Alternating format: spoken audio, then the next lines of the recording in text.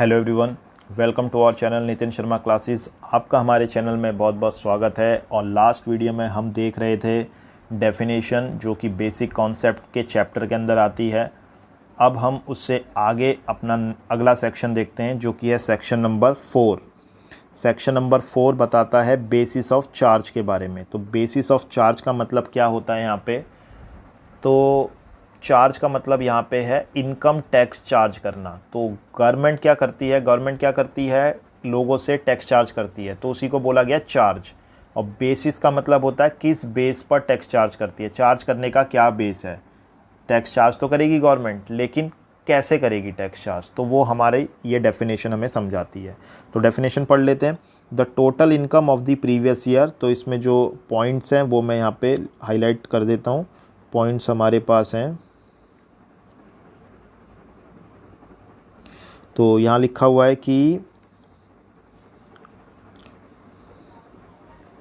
Total income of the previous year of every person.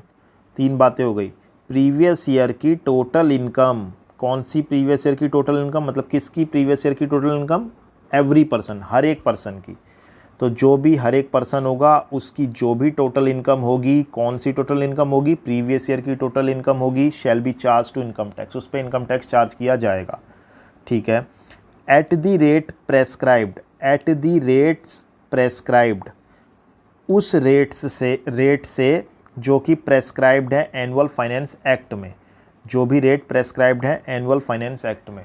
तो जो भी फाइनेंस एक्ट होता है, एनुअल मतलब हर साल फाइनेंस एक्ट आता है, उस फाइनेंस एक्ट में जो भी रेट्स प्रेस्क्राइब्ड हैं, जो भी रेट लिखे हुए हैं, उस रेट से इनकम टैक्स चार्ज किया जाता है।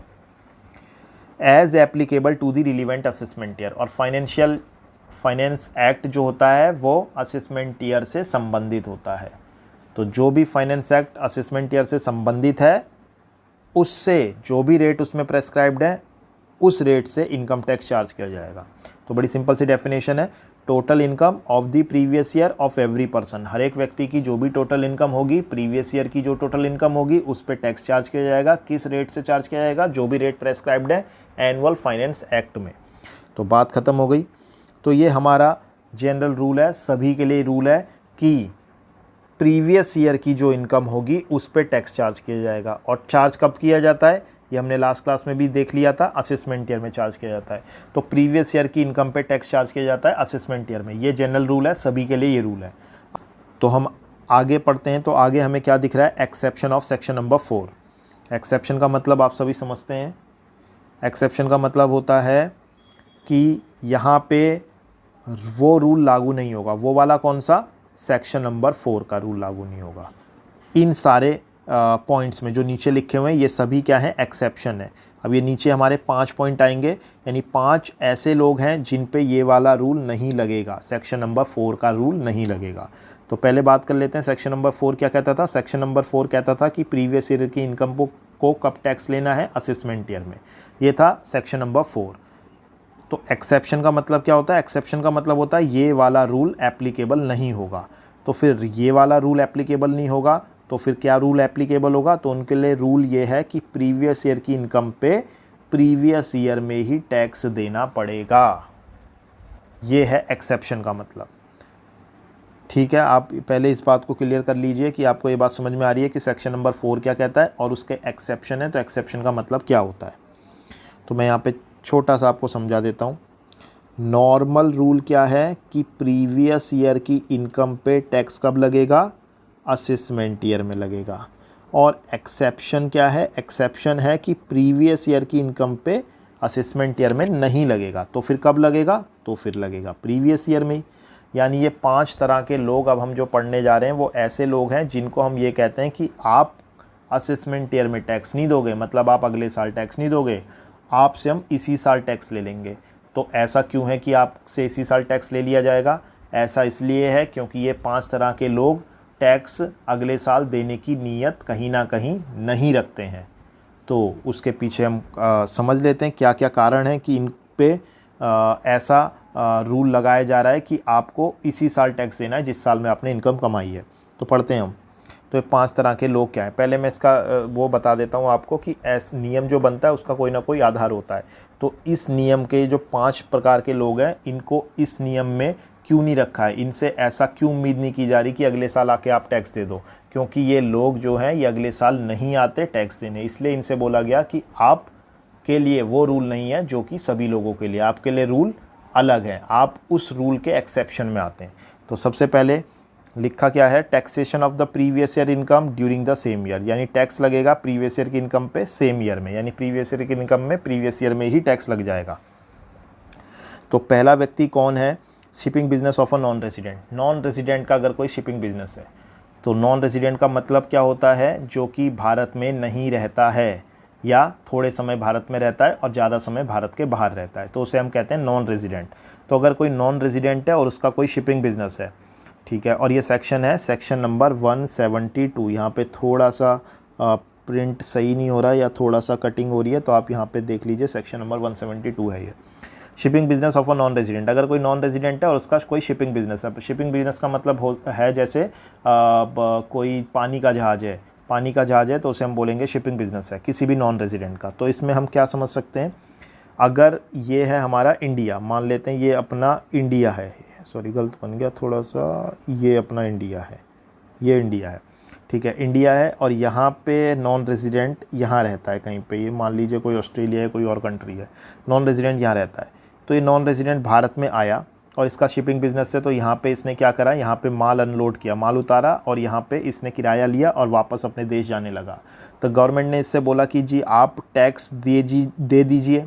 तो उसने बोला जी टैक्स का रूल तो ये है कि प्रीवियस ईयर की जो भी इनकम होगी, यानी मेरी जो भी आज इनकम होगी उस पर तो मैं टैक्स कब दूंगा, असेसमेंट ईयर में, यानी कि अगले साल दूंगा, ये तो रूल है सभी के लिए। तो गवर्नमेंट ने क्या बोला, ये रूल है सबके लिए, आप सही बोल रहे हैं, लेकिन आप उस रूल में नहीं आते हैं, आप आते हैं उस रूल के एक्सेप्शन में, मतलब कि आप पे वो नियम लागू नहीं होगा अगले साल वाला, आपको टैक्स आज ही देना पड़ेगा, इसी साल देना पड़ेगा, सेम ईयर में देना पड़ेगा, क्योंकि आप एक्सेप्शन वाली कैटेगरी के लोग हैं। तो ऐसा क्यों है, ऐसा इसलिए है क्योंकि अगर हमने इसको बोल दिया कि अभी आप घर जाओ अपने और अगले साल आके टैक्स दे जाना असेसमेंट ईयर में, तो कोई भी पैसे देने, सिर्फ पैसे देने तो भारत आएगा नहीं। तो इसीलिए ये लोग ऐसे हैं, या इनका काम ऐसा है कि ये एक बार भारत आते हैं और फिर भारत छोड़ के चले जाते हैं, तो इनसे ऐसी उम्मीद नहीं की जाती कि ये अगले साल आएंगे और टैक्स दे जाएंगे। तो इसीलिए इनके लिए रूल क्या है कि आपके लिए रूल ये बनाया कि आप प्रीवियस ईयर की इनकम पे प्रीवियस ईयर में ही टैक्स दे देना। अब आ जाते हैं हम अपने पॉइंट्स पढ़ लेते हैं क्या लिखा है। Assessee should be a non resident, assessee को होना चाहिए नॉन रेजिडेंट। दूसरा, he should be the owner of the ship और हैज़ चार्टर्ड द शिप, या तो वो ऑनर हो सकता है शिप का, या फिर चार्टर्ड का मतलब किराए पे लिया हो सकता है शिप, इससे कोई फ़र्क नहीं पड़ता, अपना खुद का शिप हो या किराए का हो, उससे कोई फ़र्क नहीं पड़ता। अब तीसरी बात है, the ship carries passenger, ship का काम है पैसेंजर को लाना ले जाना, गुड्स को, माल को लाना ले जाना, लीव स्टॉक यानी कि पशु पक्षी को, पशु जो होते हैं अपने भेड़ गाय बकरी इनको लाना ले जाना, मेल का मतलब डाक को लाना ले जाना, और good ship at a port in India, और या फिर वो गुड्स को लाते ले जाते हैं इंडिया के किसी पोर्ट पर, तो ये उनका काम है। तो अब आगे मैं एक और बात यहाँ समझाना चाह रहा हूँ। तो इसमें क्या था, अभी जो हमने पॉइंट पढ़ा था उसका मतलब क्या था, अभी देख लेते हैं हम।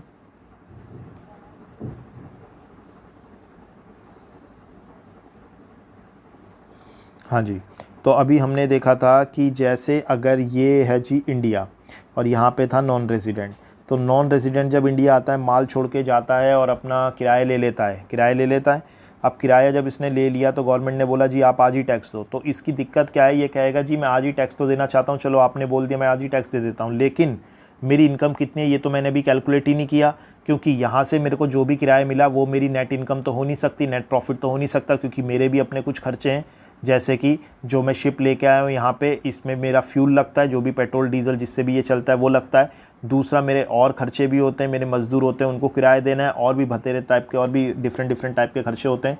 तो अभी मैं अपनी इनकम तो कैलकुलेट नहीं कर सकता यहाँ बैठ के, तो मेरी अभी कंफर्म इनकम मुझे खुद नहीं पता, तो मैं कैसे अभी टैक्स दे दूँ। तो गवर्नमेंट ने फिर इसका एक सॉल्यूशन क्या निकाला, इसकी इनकम एस्टिमेटेड इनकम बना दी। अब एस्टिमेटेड इनकम कैसे बना दी, तो इससे बोला गया कि आपको जितनी भी इनकम जितना भी क्या मिलेगा, आपको किराया मिलेगा यानी कैरिज मिलेगा, उसका 7.5% हम आपकी इनकम मान लेते हैं।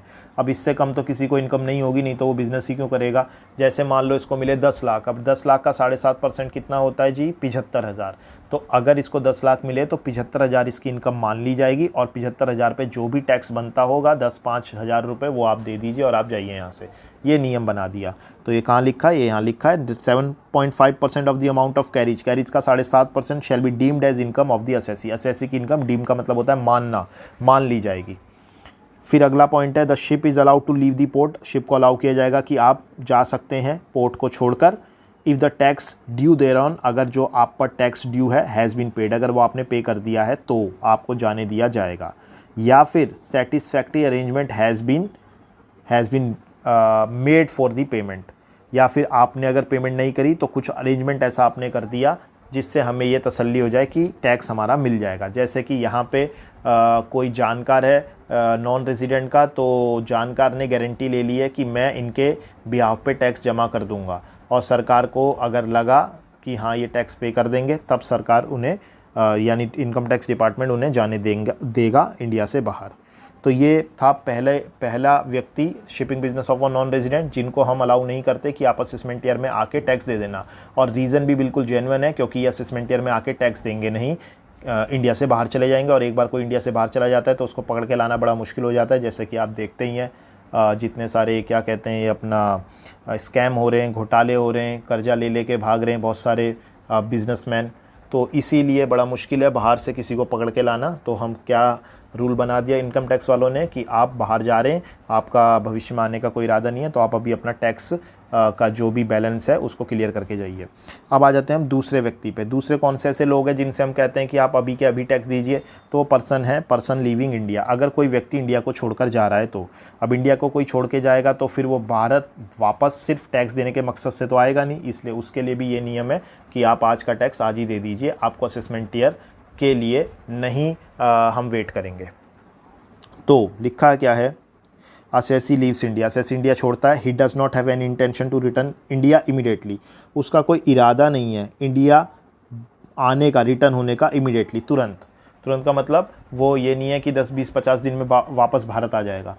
तो जैसे कि अगर किसी की शादी हो गई वो बाहर सेटल हो रहा है इंडिया से बाहर, अगर किसी की नौकरी लग गई वो इंडिया से बाहर सेटल हो रहा है नौकरी में, या फिर कोई बुजुर्ग होते हैं तो उनके बच्चे जो हैं वो विदेश में रहते हैं तो वो विदेश जाने परमानेंटली उनके साथ रहने।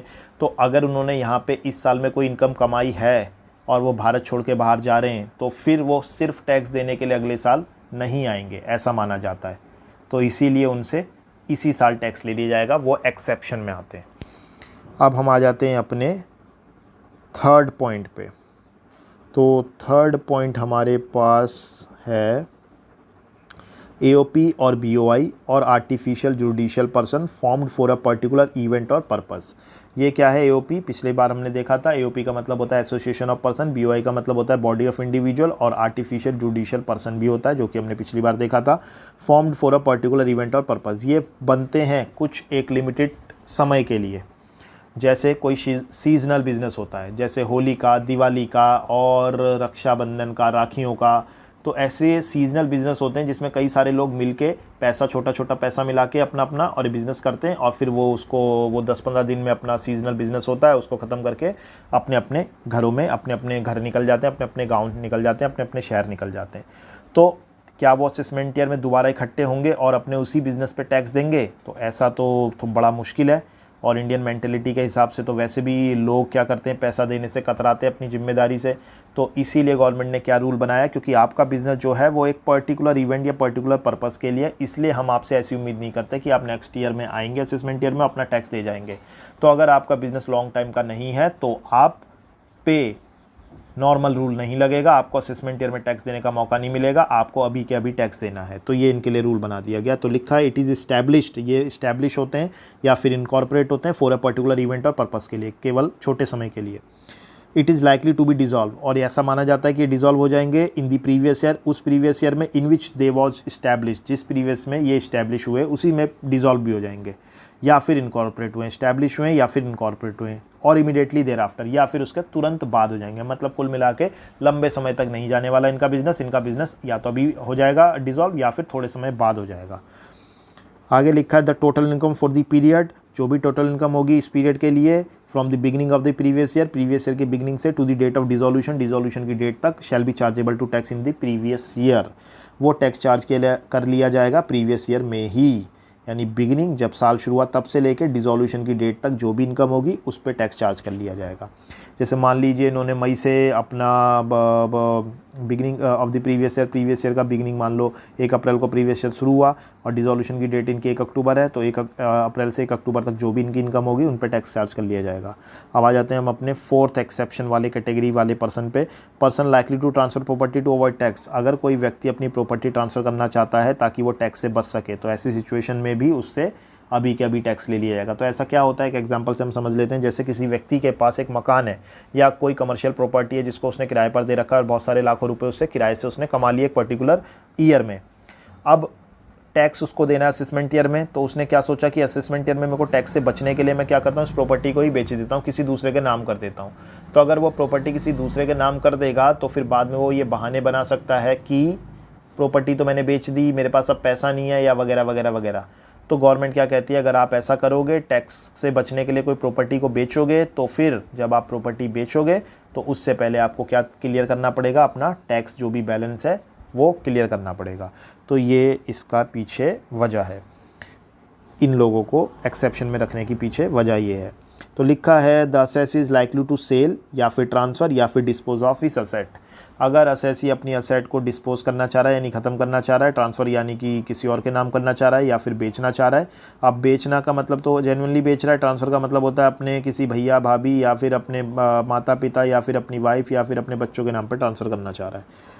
आगे लिखा द असेट में भी मूवेबल और इमूवेबल। असेट मूवेबल भी हो सकती है, इमूवेबल। मूवेबल का मतलब होता है जो एक जगह से दूसरी जगह पहुंचाई जा सके, जैसे कि कोई ज्वेलरी है, कोई शेयर्स है, तो ये मूवेबल है। और इमूवेबल का मतलब होता है जैसे कोई बिल्डिंग है, कोई भी असेट हो सकती है, फ़र्क नहीं पड़ता। The intention of transfer, transfer का जो इंटेंशन है, इरादा है, is to avoid payment of tax. उसका इरादा है कि टैक्स की पेमेंट को अवॉइड करना under income tax act. The total income from the commencement of the previous year to the date of proceeding under section 175 and 175 section यही है, यानी इस सेक्शन की प्रोसीडिंग तक, कब से, जब से प्रीवियस ईयर स्टार्ट हुआ तब से जो भी टोटल इनकम होगी उसको टैक्स कर लिया जाएगा इन दैट प्रीवियस ईयर इटसेल्फ, उसी प्रीवियस ईयर में ही।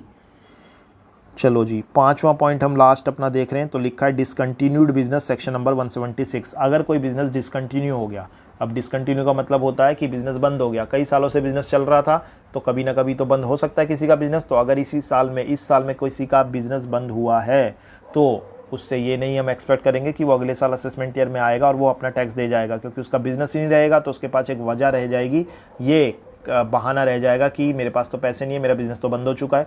तो इसीलिए जब उसका बिज़नेस बंद होगा तभी के तभी उससे टैक्स भी क्लियर कर लिया जाएगा कि आपने कितना कमाया अभी तक, उस पर टैक्स दे दीजिए। तो लिखा है द बिजनेस और profession carried on by the assessee. Assessee के द्वारा अगर कोई बिजनेस या प्रोफेशन चलाया जाता है, इस डिसकंटिन्यू, वो डिसकंटिन्यू हो जाता है ड्यूरिंग द प्रीवियस ईयर के दौरान। तो the income from the commencement of the previous year की कमेंसमेंट यानी स्टार्टिंग से जो भी इनकम होगी to the date of such discontinuance, उस डिसकंटिन्यूएंस की तारीख तक इस taxable in that previous year itself, वो उसी प्रीवियस ईयर में टैक्स कर ली जाएगी। तो हमने 5 पॉइंट्स पढ़ लिए हैं जो भी एक्सेप्शन के होते हैं। एक बार आप रिवीजन करना चाहते हैं तो रिवीजन में हम यहाँ पे देख लेते हैं कौन कौन से वो 5 पॉइंट थे। तो पहले तो हम जनरल रूल समझ लेते हैं। जनरल रूल क्या था कि प्रीवियस ईयर की इनकम पे असेसमेंट ईयर में टैक्स देना है सभी को, ठीक है। 5 लोग ऐसे हैं जिन पे ये नियम लागू नहीं होता, तो फिर उनको क्या बोला गया, उनको बोला गया कि आप असेसमेंट ईयर में नहीं दोगे टैक्स, आप इसी साल में दोगे टैक्स। तो 5 लोग कौन कौन थे? पहला तो क्या था, पहला था shipping business of a non resident. अगर कोई नॉन रेजिडेंट है, उसका कोई शिपिंग बिजनेस है, तो उससे बोलो आज ही टैक्स दो, फिर जाओ यहाँ से इंडिया से बाहर। दूसरा था पर्सन लिविंग इंडिया। अगर कोई इंडिया को छोड़ के कोई पर्सन जा रहा है परमानेंटली, तो उससे टैक्स अभी के अभी ले लो। तीसरा था AOP, BOI और artificial judicial person form for a particular purpose और इवेंट। चौथा पॉइंट क्या था, अच्छा ये AOP BOI वाला क्या था कि ये पर्टिकुलर इवेंट या पर्टिकुलर पर्पस के लिए अपना बिजनेस कैरी करते हैं और उसके बाद बंद करके चले जाते हैं।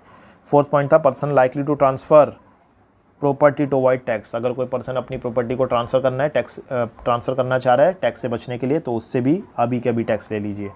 फिफ्थ था डिसकंटिन्यूड बिजनेस। अगर कोई बिजनेस बंद हो रहा है तो फिर उससे भी टैक्स इसी साल में ले लीजिए। तो ये हमने 5 पॉइंट पढ़ लिए हैं, थ्योरी के लिए थोड़ा इंपॉर्टेंट है और लॉजिक है बिल्कुल इसके पीछे कि क्यों ऐसे 5 लोगों को इस कैटेगरी में रखा गया है कि उनको हमने ये फैसिलिटी नहीं दी कि आप वो अगले साल में टैक्स दे सकें।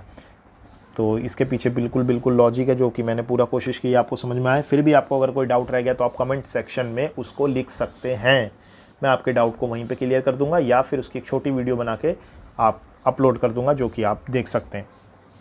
तो उम्मीद करता हूँ आपको ये वीडियो पसंद आई होगी। अगर आपको ये वीडियो पसंद आई है तो प्लीज़ वीडियो को लाइक कर दीजिए, हमारे चैनल को सब्सक्राइब कर लीजिए और नोटिफिकेशन बेल को भी प्रेस कर दीजिए ताकि आने वाले समय में आपको ऐसे ही वीडियोस मिलती रहें।